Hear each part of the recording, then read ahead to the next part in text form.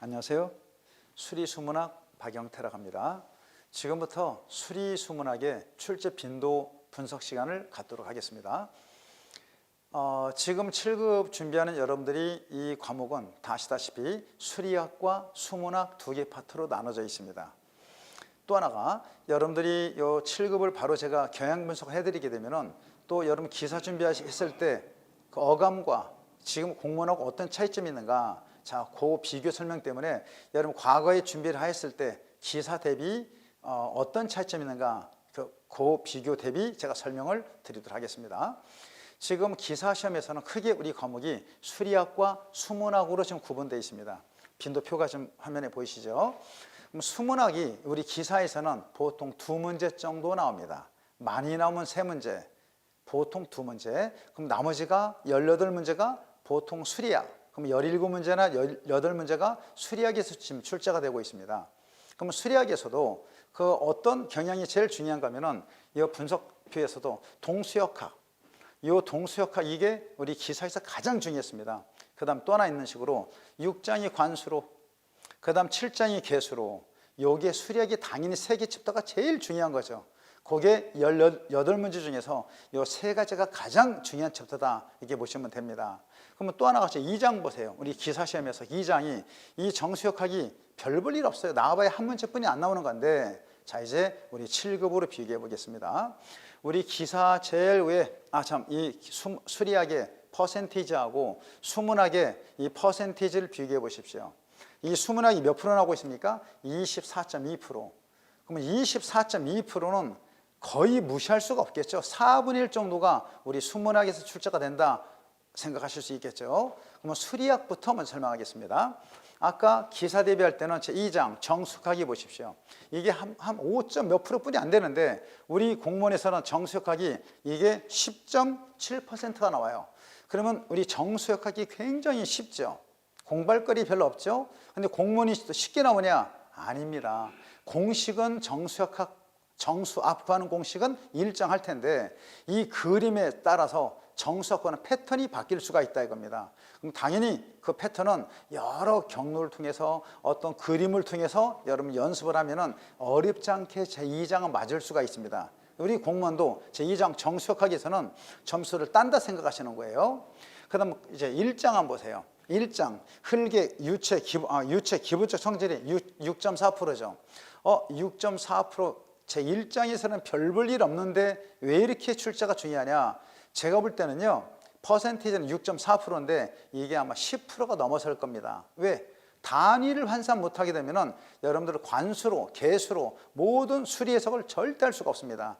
그러면 제 1장 보니까 차원이라고 하는 게 나와 있죠. 절대 단위계, 공학 단위계, 이런 단위 환산하는 거 연습을 굉장히 많이 하셔야 돼요. 그래서 1장도 중요합니다. 단위 때문에. 그 다음 제 3장 동수역학 보십시오. 이 동수역학이 퍼센티지가 10.9%입니다. 여러분들 잘 알고 있는 배로정리, 그 다음에 운동량 역적방정식, 그런 파트가 제 3장에서 당연히 배로정리를 통해서 출제가 되고 있는데 여러분 기사보다는 당연히 수준이 조금 높습니다. 그래서 동수역학은 그 기본 틀로 해가지고 우리 공부하는 게 제 3장이다 보시고요. 그 다음 이 목차별로 쭉 봐도 제 4장 오리피스 제 5장 외열함 보세요. 이 퍼센티지가 어떻게 생겼습니까? 아주 약하죠? 그죠? 요거는 4장과 5장은 별로 강조를 안 하겠습니다. 그 다음 제 6장 관수란 보세요. 이 퍼센티지가 약 12.9%라고 나와 있네요. 그러면 관수로가 12.9%라고 돼 있는데 출제 빈도가 높죠. 근데 별로 강조를 안 하겠습니다. 왜?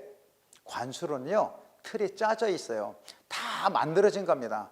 이 틀에 끼기만 하면은 관수로는 내가 이 공식이 이 틀에 알면은 문제를 푸는 거고 모르면 틀리는 거예요. 틀에만 맞추면 되니까 오히려 관수로는 쉽다 보시는 거예요. 그런데 제 7장 계수로 한번 보세요. 계수로가 19.2%, 출제가 어떻게 생깁니까? 배점이 가장 크죠. 여러분들이 이 상대평가에서 누구는 당락이 결정이 되는 게 이 계수로입니다. 하나만 예를 들어보겠습니다. 여러분 수리상 유일한 단면 기사할 때 보면 사각형 단면, 사다리꼴 단면 이런 것만 공부하시죠. 그런데 이 공무원에서는 그게 아니라 사각형과 사다리꼴 말고 단면이 나온다고 하면 어떻게 하셔야 됩니까? 그럼 여러분들이 미분해가지고 그 단면을 우리 간단하게 미분을 통해서 해석을 해서 결과치를 얻어야 되지 않습니까? 그런 부분들이 주어지기 때문에 이 개념을 모르고서는 이 계수로는 식만 암기해서는 절대 풀 수 없다 이겁니다. 물론 푸는 문제도 나오겠지만은 그것 때문에 편차가 심한 게 우리 계수로다 이렇게 생각하십시오. 자, 그 다음에 제8장 지하수하고 제9장이 12.4% 이렇게 돼 있어요. 그런데 제8장 지하수는요, 제가 소스를 좀 드리면은 토질력학에서 다시법칙 강조 많이 했었죠. 다시법칙이 굉장히 많이 나오고, 그 다음 지하수에서 심정, 그 다음에 깊은 우물, 그 다음에 유선망의 침륜성 같은 게 있었죠. 이런 거는 기사보다 조금만 정도 있게만 공부를 하시면 됩니다. 근데 지하수위는 내가 그다지 강조를 안 하겠습니다. 그런데 제9장에 유사이론보다 수리학적 상사를 보겠습니다. 수리학적 상사는 우리 기사에서는 불과 몇 분, 페이지도 몇 페이지 안 될 겁니다. 우리 7급에서는요, 이게 굉장히 출제가 잘 되는 거예요. 그러면 기사는 조금 수업을 했는데 우리 7급에서는 이 범위가 넓습니다. 그래서 우리 말하는 수리학 상사, 여기 배점이 큽니다. 그걸 포함해서 이게 12.4%가 돼 있으니까 수리학 상사가 무시하지 못할 만큼 나왔습니다. 그 다음 수문학을 또 보도록 하겠습니다. 제1장 수문 기상학. 이것은요, 물의 순환, 비가 왔죠, 유출이 일어나겠죠, 증발이 일어나겠죠. 그런 단계이기 때문에 뻔합니다. 1장은 제가 별로 강조를 안 해드릴게요.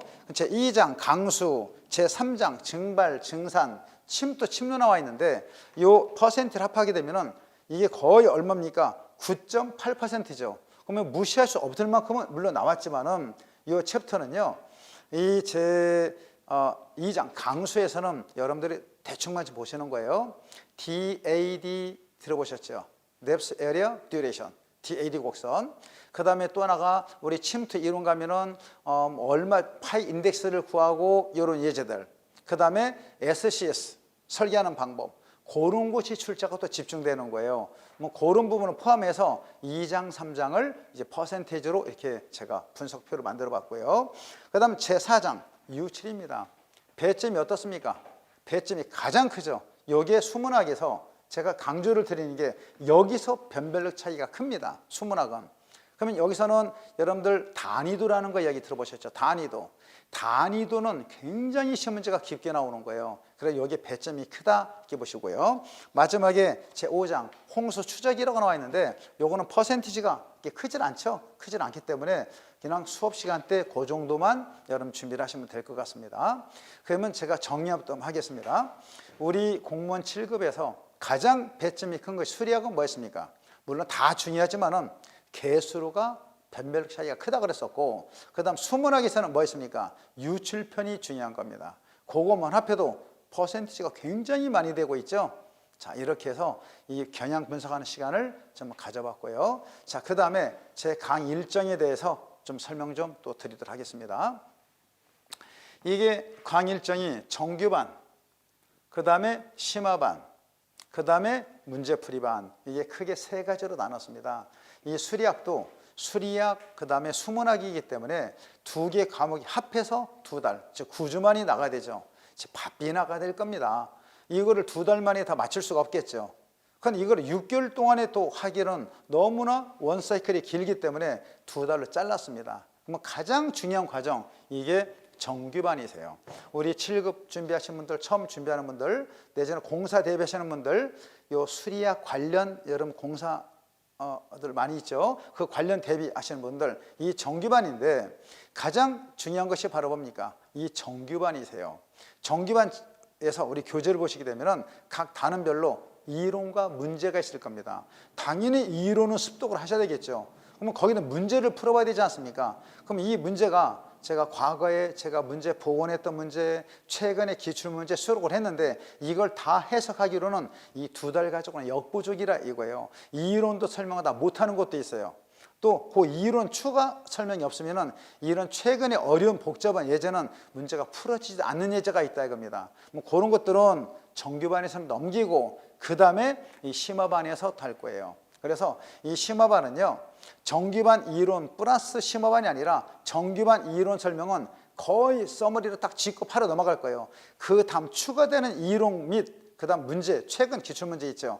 그 핵심 문제를 뽑아서 제가 2달 동안에 수업이 나가는 게 이 심화반이다 생각하시는 거예요. 그래서 정규반하고 심화반이 합해져야지 4개월이 이론이 원 사이클이 끝난다 생각하시는데 이걸 2개를 딱 나눴다 보시는 거예요. 만약에 정규반하고 심화반하고 난 둘 중에 하나만 하겠다. 어떤 게 더 중요하냐? 당연히 정규반이 가장 메인입니다. 정규반. 그럼 요거 가지고는 심오한 문제를 해석을 할 수 없기 때문에 그 추가 이론이 들어가는 게 심화반이다 이렇게 생각을 하시고요. 그 다음에 이 문제풀이반은 제가 1년에 딱 한 번만 개강을 합니다. 1년에 한 번. 시험 보기 한 2달 반 정도에 개강을 하는데 이 과거에는 기출문제가 공개가 안 됐죠.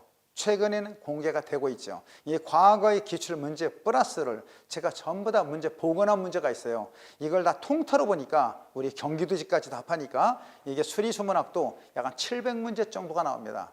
그러면 700문제의 기출문제를 가지고 단순히 문제, 해설, 답 그런 과정이 아니세요. 그러면 과거에는 이렇게 예제가 나왔는데 요게 최근에는 이렇게 출제가 됐고 앞으로 이런 문제가 변형이 되면은 대처법을 설명해야 되지 않습니까? 그걸 응용하는 과정이 최종 대비 이 문제풀이 과정이다 생각을 하시는 거예요.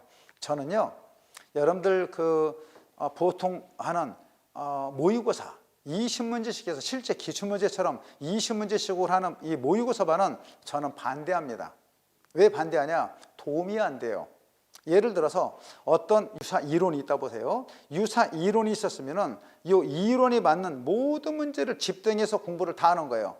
그러면 이 모든 이 이론에 묶어지는 모든 문제를 응용까지 다 했으면은 이게 하나의 큰 덩어리가 되겠죠. 이 덩어리별로 공부를 해야지 그냥 20문제 발췌해가지고 모의고사식으로 20문제 풀고 하면은 응용이 절대 생길 수가 없다 이겁니다. 그래서 제가 말하는 이 문제풀이반은 여러분 쉽게 말하는 단원별 문제풀이라고 보시는 거예요. 이 이론 하나 가지고 과거부터 지금 나왔던 기출문제 가지고 예상문제까지 요거 총 동원해서 합하는 과정이 이제 문제풀이 과정이다. 자, 이렇게 기억하시면 됩니다.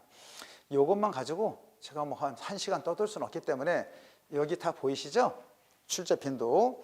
제가 출제 빈도를 한 5, 6년 동안의 출제 빈도를 제가 뽑아 놓은 겁니다. 한 6년 정도 될 것 같아요. 그럼 요 퍼센티지가 올해도 그렇고 내년도 그렇고 거의 변하지 않습니다. 거의 유사합니다. 차이나 봐야 몇 프로뿐이 안 되는 경향이 있기 때문에 어떤 것이 중요하다 안 중요하다 챕터별로 악센트를 딱 드렸으니까 그 파트가 나오면은 공부를 열심히 하시고 그 아닌 파트는 좀 설렁설렁 하셔도 물론 다 열심히 하면 좋겠죠. 근데 100% 다 열심히 할 수가 없다고 하면은 악센트를 먼저 주는 게 좋지 않겠습니까? 그래야지 나한테 와닿은 어감도 많이 강하게 많이 어필이 되겠죠. 자, 이렇게 해서 이 출제 경향 분석 시간은 OT 과정은 이 정도만 하고 실제 여러분들하고 저하고 혹시 제 강의에서 만나게 된다면은 강의 시간 때 경향 분석 다시 한번 거론하고 그 다음에 본 수업으로 이제 진행하도록 하겠습니다. 자, 고맙습니다.